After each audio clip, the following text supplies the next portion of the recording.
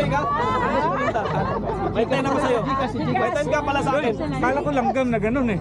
Langgam. Tagalog, Brad. Tagalog. Tagalog to, Brad. Okay, number 7.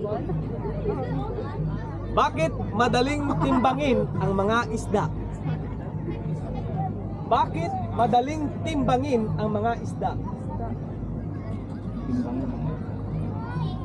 Bakit madaling timbangin ang mga isda? Yeah, joke to. Joke pa rin to.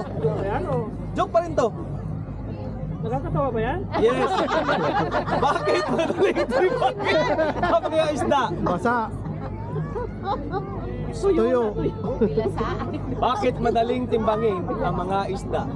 5, 4, Ang hirap naman. Naluto na. Luto. 2, 1. Luto. Kasi marami siyang scales.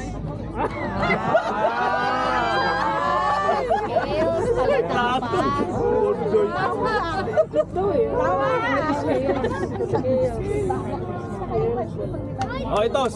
Simple naman, hindi nyo ma-answer to. Saan nagtatrabaho ang mga isda? Ocean. Office. 20 dirhams. Okay, office. Bulong ko na lang. Makote ka na lang. Ano ang gamot sa mga sugat ng balat ng baboy? Chicharon. Ointment ka naman. Ointment. Kanina na yan. Oh, sukli. 20 dirhams. Lumana din.